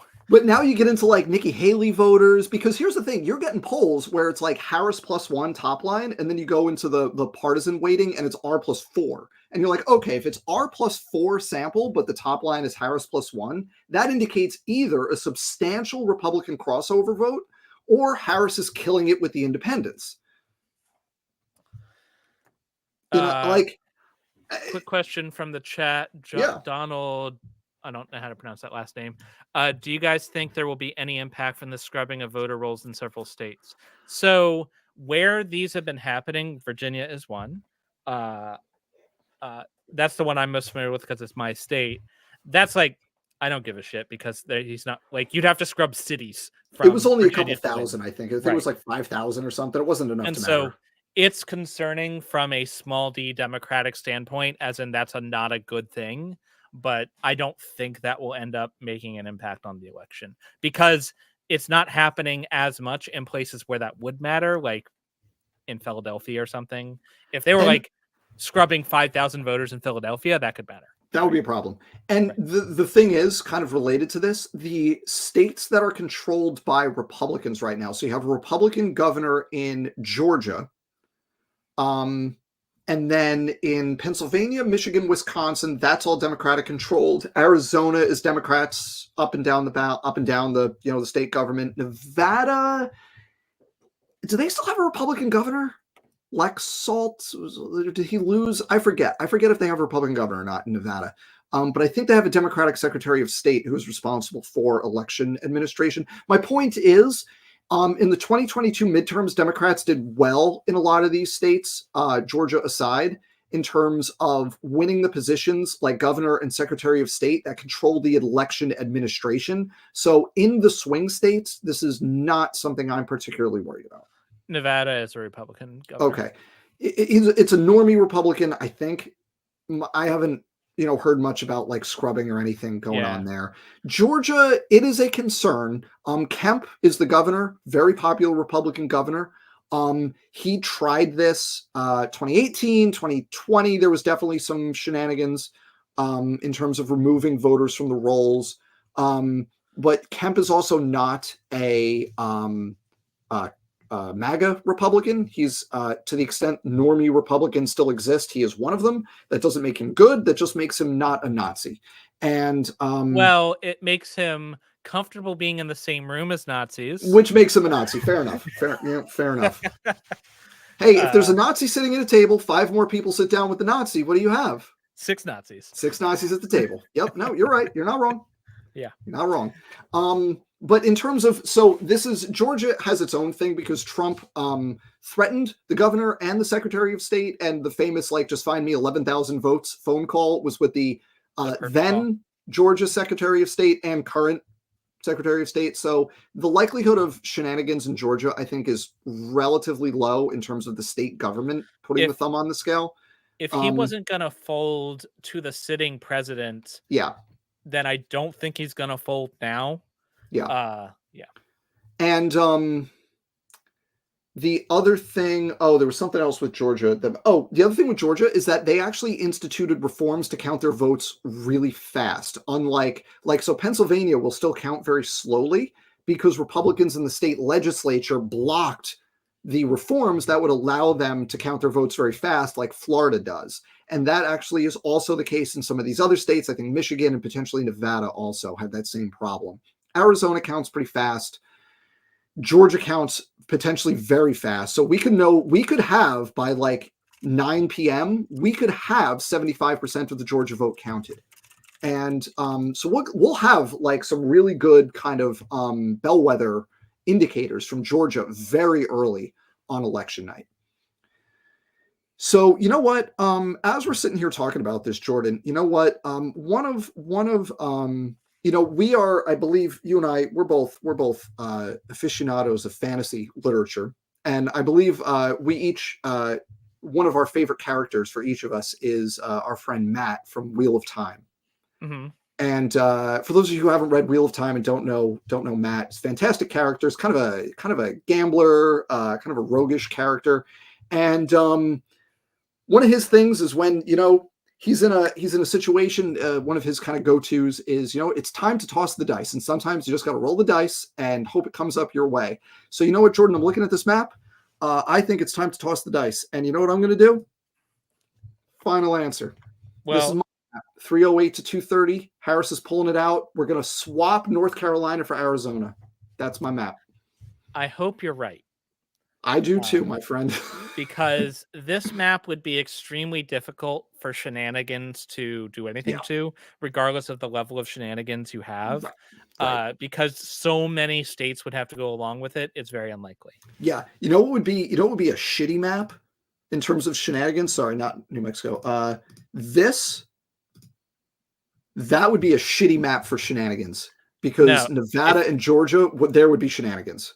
No, if you want a map for shenanigans, are we ready for the conspiracy theory time? I want to hear it. Jordan, lay it on me, man. Lay it on me. So I want you to switch Pennsylvania blue and put Nevada and Georgia red. Yep. Okay. Yep. This is the shenanigan map. Yeah. And here's why. There's so many ways for shenanigans to occur here. First of all you need is one faithless elector. So a faithless elector is a person who the state said, hey, you are supposed to go vote for this person. And the guy's like, nope, I'm voting for the other person. And in some states, that elector is like, okay, you don't count anymore. Let's put someone who'll do what they're told. Right. And in other states, it's a crime. And in yet other states, it's not a crime at all. They can do whatever they want. They can do whatever they want. Democracy is dead, folks. And in a lot of elections, there are faithless electors. It's just never had an impact because there were actually in 2016 there were a couple faithless electors. So if you look at the 2016 map, it actually doesn't. I think it was 2016. It actually doesn't match the state. It matched what the state by state count. I think it was 2016. I'm looking that up right now as we talk. So it would not take much. It would take one person to decide to make a name for themselves forever, to take what the people said. There were 10 faithless electors in 2016. There were 10 attempts. 10. Not great. So yeah, this would be a nightmare because after that, we don't need to go. You can Google what would happen. It would be bad, but that's not my conspiracy theory. That is a shenanigan map. But here's my conspiracy theory. We've been talking about how Madison Square Gardens and they're like, let's hold a fascist rally at the 11th hour strategy doesn't make any electoral sense. And we've been talking about how we've talked privately about how their rhetoric doesn't make sense to win an election, because Harris's rhetoric has been, it's close, but we're slightly behind. We need your help. That's how you motivate people, because if you're too far ahead, people won't vote. If you're too far behind, people won't vote. But if you're close but losing, That is maximum motivation. Yeah. Right. Yep. And Trump has been saying, nope, we're super far ahead. It's in the bag, blah, blah, blah, blah, blah. And doing things like Madison Square Gardens to rile up his base. And the reason I think so is because plan B is to win the election. A, if they win the election and get 270 electoral votes, cool. They'll take it. They'll go take the White House. No problem. That is not their primary plan. The Trump primary plan is to ensure they win no matter what the votes are. And that's why they're keying up their people for violence. That's why they are getting people to already believe that the vote is rigged already. Yep. That's why, like, today he's shouting out there on social media that Pennsylvania's cheating. Yep. Right. Exactly. And so what they are planning on doing is using violence to coerce people to change the results afterwards to be whatever they wish them to be.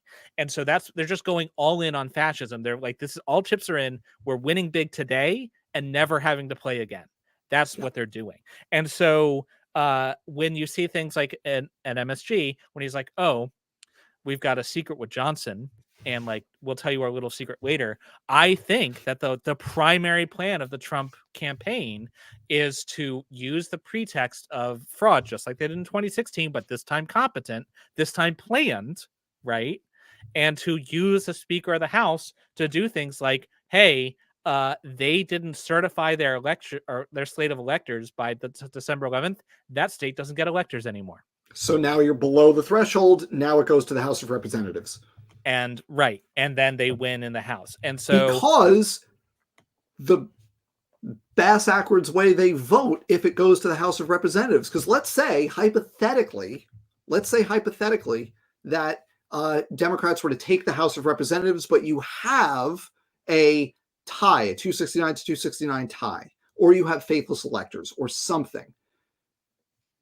It doesn't matter if the Democrats control the House of Representatives, because they don't vote by person, they vote by state delegation. So the 54 representatives from California get the same weight as the one MAGA dude from Wyoming. Yep. It is state by state because our country is stupid. That's why. Because ultimately because racism, but I mean, in America, if you see something that's stupid and you wonder why, it's probably racism. It's probably racism. You'll be right more often. They'll be wrong. That's my conspiracy theory. I think that all of the idiosyncrasies and all of the things that don't make sense, all of the strategies that they've enacted that are just bizarre and don't make any sense, they all make perfect sense if you assume they are not playing to win an election, they're playing to win the fight. So they're playing to win the insurrection, not the election. Right. Yes. Exactly. So I want to highlight 3 comments here that get to the heart of this. First, I just want to shout out to Maya over here, who knew the number off the top of her head from 2016. There were 10 attempted, and I will say attempted, faithless electors in 2016, because some number of them were in states where it was illegal and they couldn't actually do it. But yes, there were 10 attempts, and props, Maya, for knowing that off the top of her head. Also, folks, Maya just hit 1,000 subs, so congratulations to Maya. Everyone should sub to Maya. Her channel's fantastic. Second, we have Genesis, the 2 Catty Kitty. What effing happens? I'm going to turn that down so I don't get demonetized. But what happens if they're better organized this time? Here's my little bit of solace of what Jordan is talking about. This is going to require something akin to January 6th, right? You're not going to be able to get away with this kind of thing if you're just doing the 2000 Florida Brooks Brothers riot kind of thing. You're going to need some real, January 6th or Michigan attempt to kidnap the governor stuff going on to pull this off, right? The people who are most likely to do that participated in January 6th and broke into the Capitol, and many of them are serving all expenses paid vacations in the Washington, D.C. jail right now. So the most likely, most ardent, most militarized and mobilized people who would be necessary to do this kind of thing kind of already tried, and they're out of action, many of them. So and they got thrown onto the bus really hard. Except you've got 6 people in black robes who are also super eager to do this. That too. That's true too. So my biggest fear, honestly, is less even the violence, even though I do think that's their plan. Yeah. If it's close like this, or close even like my map where it's Nevada and Pennsylvania or something like that, I am concerned about a 2000 Bush style v. Gore situation. Bush v. Gore, where the Supreme Court comes in and just, I mean, they already declared Trump a king, so like, sure, they'll do whatever Right. needs. I think they're too cowardly to be too bold, right? That's what we thought. And then John Roberts went all in on immunity. So who knows? Sure, but like even that is, I think there's a difference between declaring that preemptively and laying the groundwork for it, and like it's a 300 whatever to a lot less than that, and they try to overturn like 5 states. That is a much bigger play. Yeah. Whereas if they, they can keep the veneer Mm-hmm. in their own minds, at least, of respectability, right? No, I think you're exactly right, and it's why we ought to be running up the score in the swing states and in the blue states and make it clear that this is not even close, right? That's the Right. third comment I want to highlight here is this one from Jillian Fuzzy Plucked Chicken Lizard Wren. If we manage to flip the House is sworn in before the president. Bingo! And then freaking Mike Johnson doesn't get a say because he's not going to be Speaker of the House anymore. Yeah.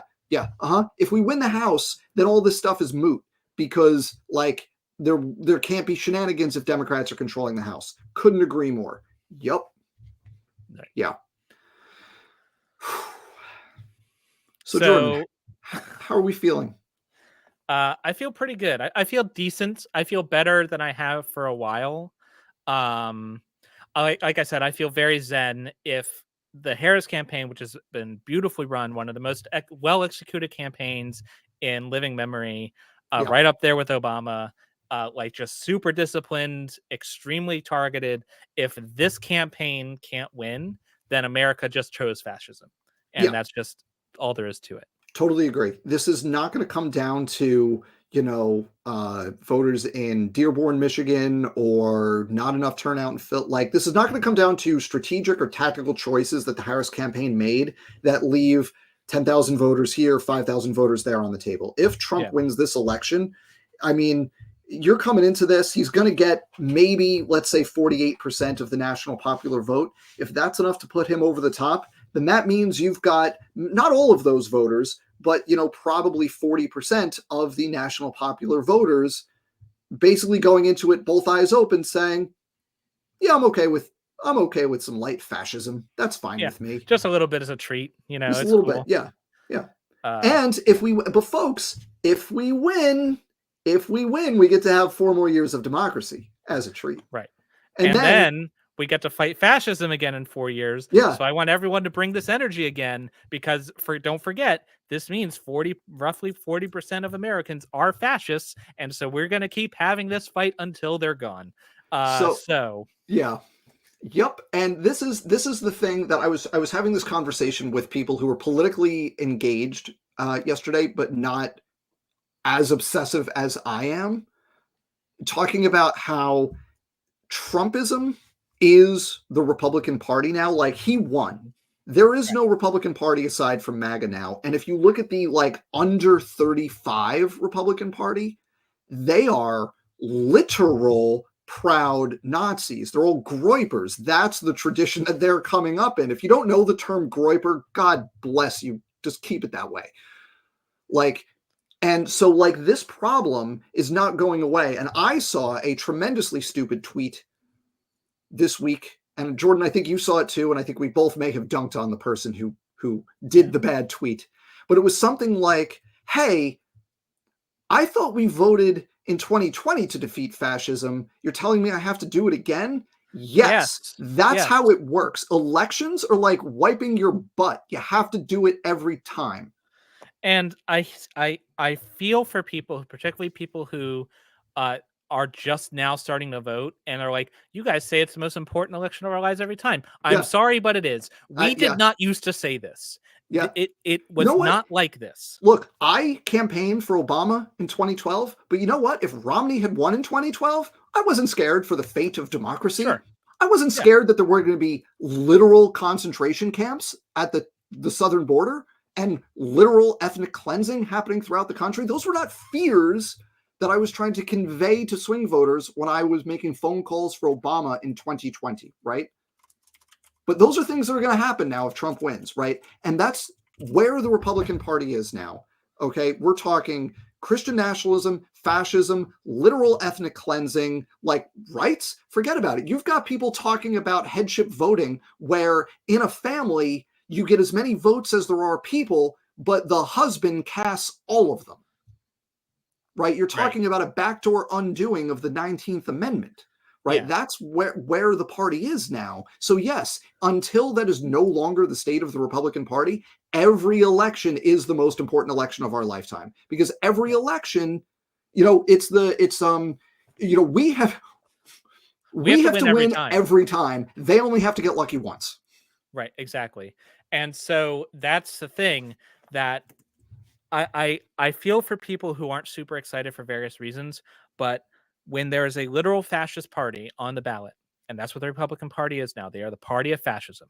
They are the party of ethnic cleansing. They are the party of no more rights if you disagree with us. They will literally kill you if they disagree. And I wish I was being hyperbolic, but they have already said so.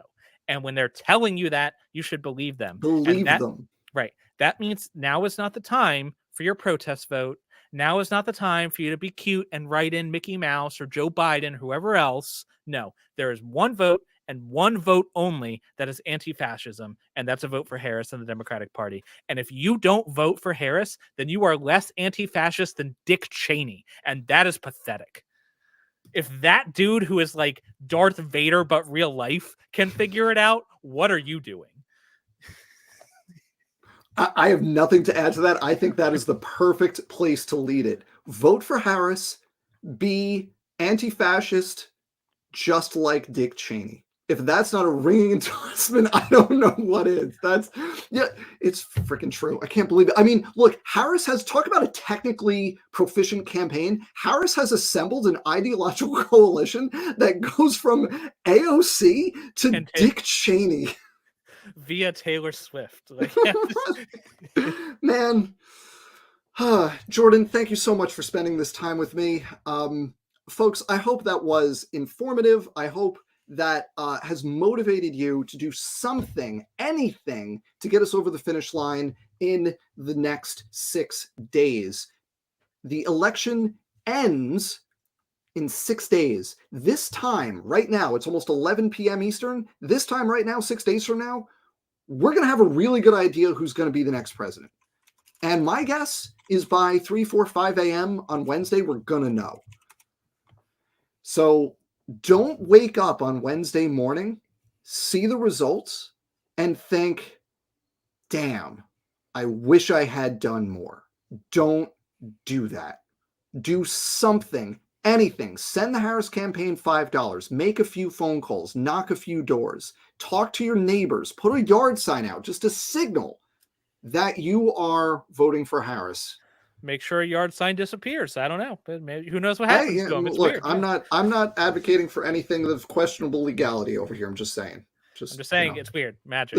There's a term for that. I'm not going to say the term on air because they'll get demonetized, but there's a term for shenanigans that are of questionable legality, but probably legal, but definitely unethical. Don't do any of those things. There's a term for that. And if you know the term, then you're down the rabbit hole already. And I don't need to tell you the term. Okay, folks, this has been super fun. Jordan, I appreciate you spending all this time with me so we could think through our feelings and be each other's election therapists for the evening. Do you have anything exciting coming up that you want to tell everybody about that we should be on the lookout for on Reason to Doubt? Well, I did just release a video today laying out the case for, I mainly targeted it at people who are veterans or like right-leaning people because they tend to say they're very pro-military. So if you guys could go over there and give that some love to the algorithm, so maybe it can reach someone who's MAGA, and maybe they didn't hear anything else, but they'll hear a mostly white guy who was a veteran telling them something. Maybe it'll break through. I don't know. That's what we've done today. And then recently, or coming up, more try to turn stuff as always. You know the deal. Excellent. And folks, I have a bunch of fun stuff coming up because here's the trick. When I'm in the middle of the semesters are always busy. So it's really hard to find the time to do like well-researched videos. I have a couple in my back pocket that are in various stages of planning / execution. So I've got a couple creation tricks coming up concerning fake journals and fake papers. But what I do have available on my channel already for members that are going to roll over and become public over the next few months, I've got, can't believe I freaking did this again. I've got a chat with Mr. Kent Hovind, which that was as delightful, moderated by Sam, if you know who that is. So that was as delightful as you would expect, just to say very icky. But it was entertaining as all get up. So that I'm actually releasing next week on Wednesday. So, in case I'm depressed under my desk, the channel is on autopilot for that next day. And then a couple weeks after that, I think I have my conversation with Sal Cordova after he did a recent debate on Modern Day Debate, which I don't patronize or participate on because Modern Day Debate is the Nazi bar. But Sal did a debate over on Modern Day Debate, and I chatted with him for about an hour and a half in his after show about things that were not the debate mostly. And so that was a really fun conversation, actually. So I got that. And then I had a great chat with Mark Reed. So I've got that coming out. And then I also recently had a chat with Grayson from Grayson Hawk Channel. And we had a really fun conversation about a recent Nathaniel Jeanson video, which always a fan of, talking about Nathaniel Jeanson. So I have all of these things are going to roll out over the next few weeks, next few months. And then I have stuff interspersed that I've planned kind of to fill the gaps in between. I have one thing that I remembered coming up. We haven't scheduled it, but I did a talk about the Oakland National Nuclear Reactor with Rebecca, Bread of Life, Nice. who is the good creationist. There's like her and a couple others. She's one of the good ones. Great person. We plan on doing more in that vein where I basically just answer physics related questions for her. And Very that cool. We should be doing another one of those in November. So I want to recommend that stream to everybody. It was an excellent conversation. Rebecca, I don't know if you're still here. I saw you in the chat before. You asked an excellent question that we pulled up. If you're here, hi, and thank you for being here.